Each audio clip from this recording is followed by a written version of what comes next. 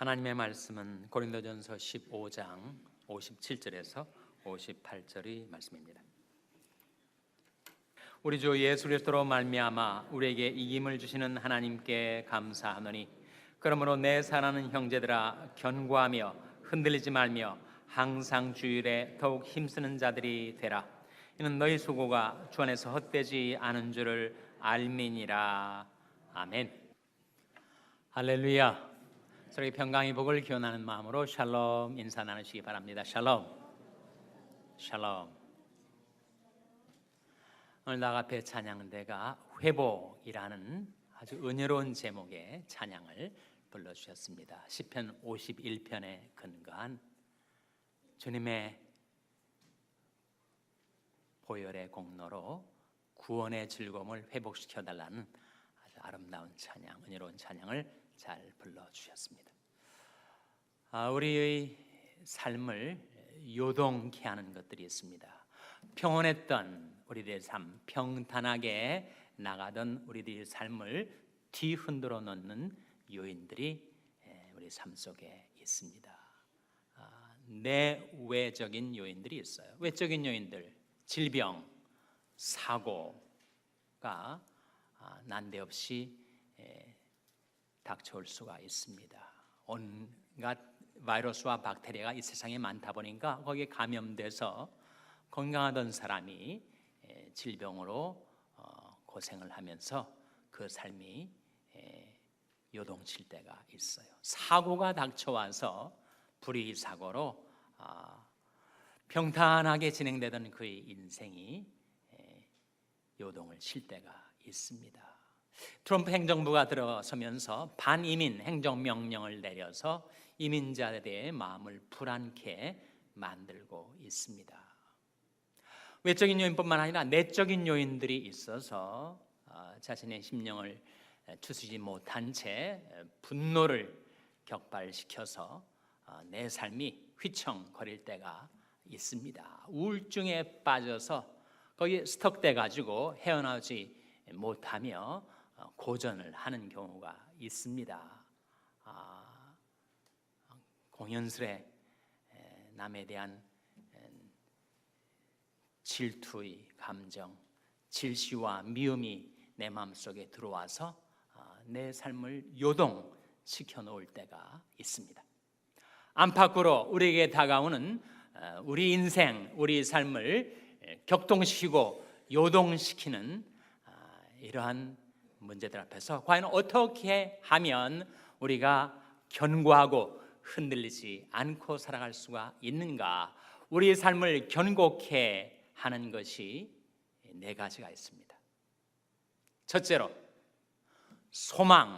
소망이 우리를 견고케 해주는 것입니다. 히브리서 6장 19절 말씀에 우리가 이 소망이 있어서 영원히 닷과 같이 우리의 삶을 튼튼하고 견고하게 해준다, 그런 말씀이 있어요. 소망이 있으면, 소망은 우리 영혼의 닷과 같아서 우리가 타고 가는 인생의 항해의 배가 흔들리지 않도록 붙들어준다 하는 거죠. 소망이라는 말 자체가 소망의 망자가 바라볼 망자 아닙니까? 소망이라는 말은 바라보는 바입니다. 무엇을 바라보는가에 의해서 우리 삶이 소망찬 삶이 될 수도 있고, 소망을 잃어버리면 사람은 죽음에 이르는 병, 절망에 빠져들고 말죠. 어느 남편이 늘 자기 아내 사진을 지갑에 넣고 다니는 것을 아내가 알게 됐어요. 그래서 아내가 좀 고마운 마음에 왜 당신은 늘 내 사진을 지갑에 넣고 다니냐고 이유를 물었다는 거예요. 그랬더니 남편이 자기는 아무리 골치 아픈 일이 있어도 당신 사진만 바라보면 아주 말끔하게 문제가 해결이 된다는 거예요. 그래서 내가 정말 그렇게 당신에게 힘이 되느냐고 그랬더니 사진을 바라보면서 도대체 내 인생에 이보다도 더 큰 문제가 어디 있는가 이렇게 생각을 하게 되면 어떤 문제도 자기는 해결할 수가 있다는 거예요. 무엇을 바라보는가 하는 것은 중요한 문제입니다. 내 영혼아 내가 어찌하여 낭망하며 어찌하여 내 속에서 불안하여 하는고 너는 하나님을 바라라. 나는 내 얼굴을 도우시는 내 하나님을 오히려 찬송하리로다. 너는 하나님을 바라라. 하나님을 바라보는 것이 참 소망이지요. 방백들을 의지하지 말며 도울 힘이 없는 인생도 의지하지 말지니 그 호흡이 끊어지면 흙으로 돌아가서 당일에 그 도모가 소멸하리로다. 야곱의 하나님으로 자기 도움을 삼으며 여호와 자기 하나님에게 그 소망을 두는 자는 복이 있도다. 하나님을 자신이 소망으로 삼고 사랑하는 자는 복이 있다고 하셨습니다. 베드로전서 1장 13절 말씀에 그러므로 너희 마음의 허리를 동이고 근신하여 예수 그리스도의 나타나실 때 너에게 가져올 은혜를 온전히 바랄지어다. 그것이 소망찬 삶이죠. 내 삭막했던 인생길에, 내 메말랐던 광야 같은 나의 인생길에 우리 주님 예수 그리스도께서 나를 찾아오실 때 주님께서 그득 안고 가져오실 그 은혜를 온전히 바라며 살아가라. 비록 현재 나를 둘러싼 삶의 환경은 도저히 희망을 품을 수가 없는 역경 가운데 있다 할지라도 우리가 알거니와 하나님을 사랑하는 자 곧 그 뜻대로 부르심을 입은 자들에게는 모든 것이 합력하여 무엇을 이룬다고요? 선을 이루느니라. 선을 이루느니라. 문제는 내가 그 하나님을 신뢰하는가, 그 하나님을 사랑하는가, 그 하나님의 나를 불러주신 뜻 받들어 살아가려 하는가. 만일 그렇다면 모든 것이 합력하여 선으로 변화되게 될 것이다. 그것이 우리에게 주시는 소망의 이유입니다.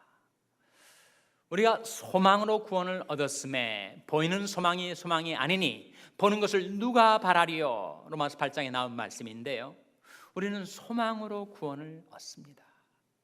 눈에 보이는 현실의 여건은 결코 희망적이지 않다 할지라도 우리는 소망으로 구원을 얻은 자. 만일 우리가 보지 못하는 것을 바라면 참음으로 기다릴지니라고 말씀하고 있습니다. 로마서 15장 13절에 이런 축원이 나와요.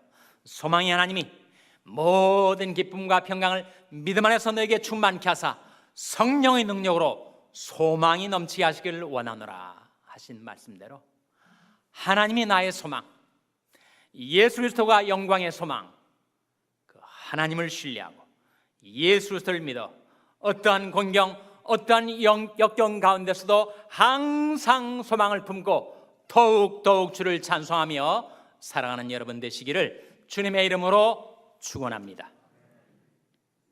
둘째로 우리 삶을 격동시키고 요동케 만드는 그런 삶의 조건 가운데서도 우리가 무엇으로 경고케 되는가?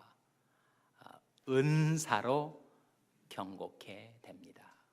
고린도전서 1장 8절 말씀인데 주께서 너희를 우리 주 예수 그리스도의 날에 책망할 것이 없는 자로 끝까지 경고케 하시리라. 그런 말씀이 나와요. 주님께서 연약한 우리를, 휘청거리는 우리를 끝까지 경고케 세우시기 위하여 우리에게 은사를 주셨다는 거예요. 은사란 말을 신약성경에 쓰여진 헬라어로 뭐라고 한다고요? 은사를 카리스마는 은혜로 주신 선물, 은사의 사자는 줄사자 아닙니까? 하나님께서 은혜로 주신 선물이 있다는 겁니다. 원래 자연인으로서 내게 없었던 것이었는데 내가 복음 듣고 회개하고 예수 믿었을 때 하나님께서 내게 주신 영적인 생명에다가 그 영적인 재능, 영적인 능력을 새롭게 내게 주셨는데 그게 바로 은사라는 거예요. 은사. 어떤 은사들을 말하는 겁니까? 섬김의 은사가 있습니다. 구제의 은사가 있어요. 다스림의 은사, 곧 리더십의 은사가 있습니다. 병고침의 은사가 있죠. 예언의 은사가 있고 방언의 은사가 있고 방언 통역의 은사가 있습니다. 가르침의 은사도 있어요. 찬양의 은사도 있죠. 그 모든 은사들은 하나님께서 연약한 우리들을 경고케 만드시려고 베푸신 은혜의 선물이다 하는 거예요. 그 은사를 소홀히 여기지 말라, 등한히 여기지 말라. 왜 나는 다른 사람처럼 큰 은사를 주지 않으시고 이 작고 보잘것없는 은사를 주셨단 말인가? 그렇게 생각하지 말라는 거예요. 모든 은사는 귀중한 것입니다. 하나님이 주신 은혜의 선물을 우리가 귀중히 여기고 그 은사를 부릴 듯이 일개해야 될 의무가 우리에게 있습니다. 디모데후서 1장 6절 말씀인데 너희 속에 있는 하나님의 은사를 부릴 듯이 일개하라. 그것이 하나님이 주신 명령이에요. 만일 여러분이 방언의 은사를 받았다면 방언은 은사의 목록 맨 마지막에 나오는 것이어서 이것은 내게 정말 다른 사람처럼 좋은 은사, 큰 은사가 아닌 너무 작은 은사를 주셨기 때문에 내가 이거 쓸 마음이 없다. 또 방언을 사용해서 기도를 해도 그 의미를 알지 못하고 그 뜻을 이해하지 못하니 이게 무슨 소용이 있단 말인가 해서 그 은사를 방치해두지 말라는 거예요. 고린도전서 14장에 보면 방언과 예언의 두 은사를 비교하고 있습니다. 예언은 남을 경고케 하는 것이다. 방언은 자기 자신을 경고케 하는 것이다. 그렇게 가르쳐주고 있습니다. 예언은 깨달은 마음으로 하나님의 말씀을 남에게 전달해서 그를 견고하게 세워주는 효능이 있고, 방언은 그 의미를 알지 못하는 말로 하나님과 영적인 교통을 하는 것이기 때문에 그 방언의 은사를 통해서 다른 사람이 견고하게 세움을 받지는 못하지만 그 은사를 활용하는 당사자에게는 은혜가 임하는 것이다. 그래서 예언은 남을 경고케 하고 방언은 나를 경고케 하는데 도대체 뭘 경고케 한다는 거예요? 무엇을 경고케 하는 것입니까? 나의 연약한 심령을 경고케 해주고 나의 연약한 믿음을 경고케 해주는 겁니다. 그래서 만일 여러분 가운데 섬김의 은사를 받았든지 구제의 은사를 받았든지 긍휼의 은사를 받았든지 가르침의 은사를 받았든지 병고침의 은사를 받았든지 방언의 은사를 받았든지 예언의 은사를 받았든지 그 받은 은사를 소리하지 말고 부릴 듯이 일기하라. 어떻게 부릴 듯이 일기하죠? 활용함으로 써야 됩니다. 여기에 꺼져가는 불빛, 불씨가 남아있는데 부채를 가져와서 활활 붙이면 그 불씨가 살아나서 불이 활활 타오르는 것처럼 꺼져가던 내 심령의 열심, 믿음, 그것을 주신 은사를 부지런히 활용해서 불듯이 일기하면 다시금 내 신앙의 열심이 회복되게 된다는 것입니다. 주께서 너희를 예수 그리스도의 날에 책망할 것이 없는 자로 끝까지 경고케 하시리라 하신 말씀대로 은사를 부지런히 활용해서 여러분의 심령과 믿음이 우리 주 예수 그리스도의 날에 책망할 것이 없는 자로 끝까지 경고케 주시기를 주님의 이름으로 축원합니다. 셋째로 무엇이 우리를 경고케 하는가? 말씀이 우리를 경고케 해줍니다. 사도행전 20장 32절 말씀에 지금 내가 너희를 주와 및 그 은혜의 말씀께 부탁하노니 그 말씀이 너희를 능히 든든히 세우사 거룩히 하심을 입은 모든 자 가운데 기업이 있게 하시리라 하는 말씀이 나와요. 거기에 은혜의 말씀이 우리를 경고케 세운다 라고 하는 말씀이 나오죠. 하나님의 말씀은 연약했던 나의 믿음을 든든하게 세워줍니다. 흔들리고 휘청거리던 내 심령을 견고하게 세워주는 효능이 있어요. 세상 살다 보면 외적으로 또 내적으로 여러 가지 일들이 예상치 않는 일들이 터지고 생겨서 평온하던 내 마음을 뒤흔들어 놓고 격동시킬 때가 있습니다. 평탄하게 나가는 내 삶이 요동치는 것 같이 느껴질 때가 있어요. 그때 하나님의 말씀이 내게 다가와 내 안에 평정을 회복시켜 줍니다.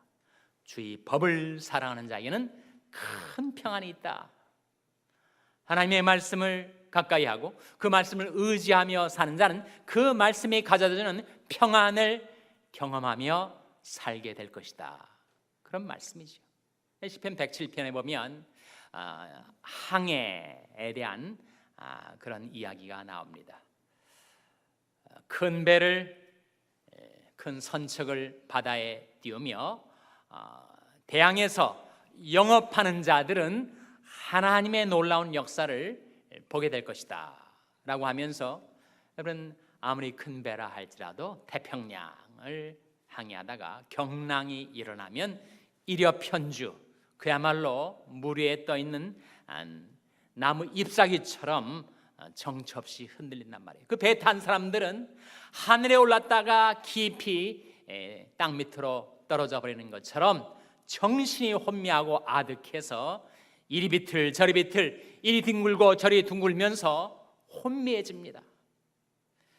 이대로 가다가 내가 조난을 당해서 죽고 말지 싶을 정도로 불안과 두려움이 엄습할 때가 있단 말이에요. 그래서 이에 저희가 큰 근심 중에 여호와께 부르짖음에 여호와께서 들으시고 저희를 건져 인도하셔서 그 경랑을 잔잔케 해주시고 평온함을 회복시켜 주셔서 저희를 소원의 항구로 이끌어 들이시는도다, 그런 말씀이 나와요. 내 삶이 지금 요동치고 있다 할지라도 하나님 우리와 함께 계셔서 나의 소원의 항구, 거기로 나를 인도하시는 하나님의 약속의 말씀이 우리에게 주어져 있습니다. 그 말씀을 의지하면 우리는 평안을 얻게 되지만 그 말씀을 놓쳐버리면 우리는 그 어디에서도 위로를 받을 수가 없어요. 시편 94편 18절 19절에 이런 말씀이 나옵니다. 여호와여, 내 발이 미끄러진다 말할 때 주의 인자하심이 나를 붙드셨사오며 내 속에 생각이 많을 때 주의 위안이 내 영혼을 즐겁게 하시나이다. 하나님의 말씀이 내게 다가와서 그 말씀으로 나를 위로해 주시고 메말랐던 나의 심령, 낙심한 나의 심령을 소생케 해주셔서 나로 하여금 즐거움을 회복하게 주신다는 거예요.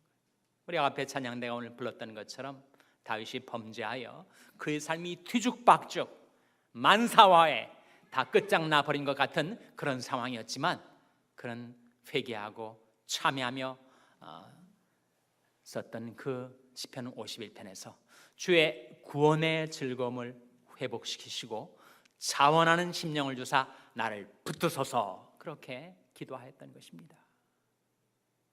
하나님의 말씀은 요동치는 내 삶 가운데 평정을 회복시켜주고 연약한 나의 심령과 믿음을 경고케 해주는 효능이 있습니다. 제가 지금 여러분의 심령과 믿음과 삶을 은혜의 말씀께 부탁드립니다.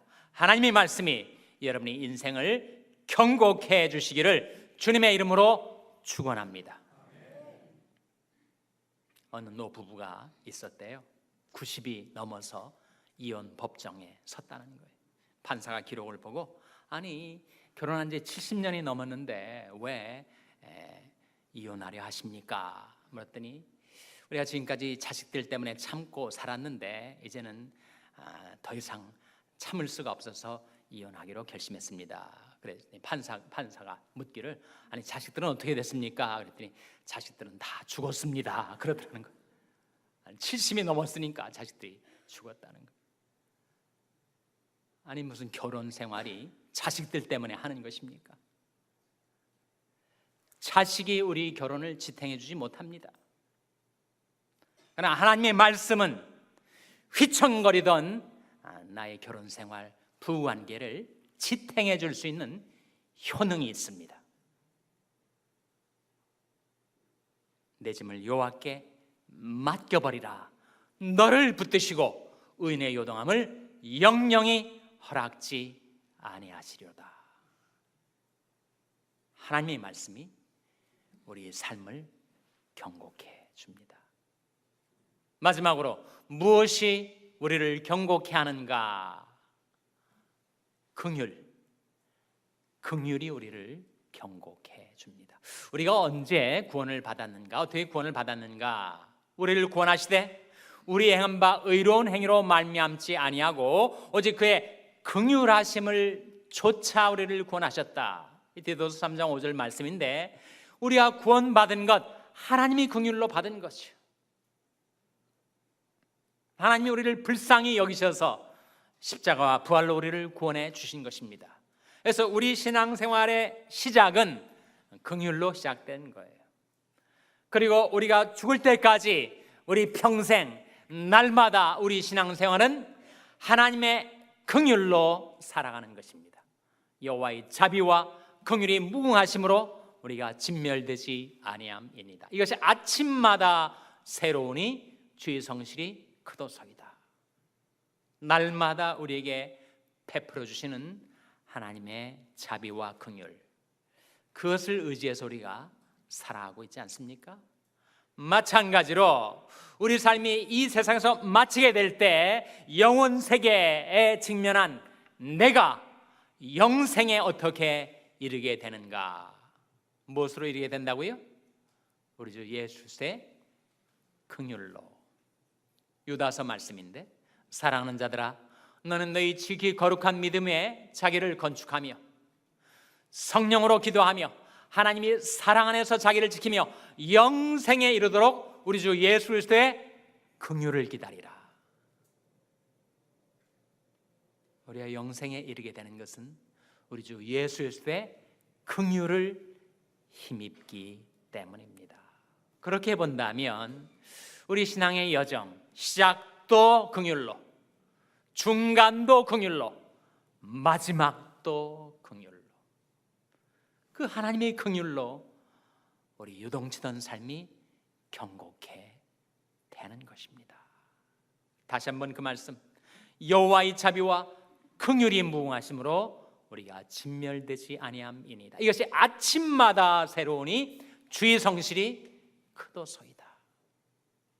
오늘 본 말씀 고린도전서 15장 57절 58절 말씀에 우리 주 예수 그리스도로 말미암아 우리에게 이김을 주시는 하나님께 감사하노니 그러므로 내 사랑하는 형제들아 견고하며 흔들리지 말며 항상 주 일에 더욱 힘쓰는 자들이 되라.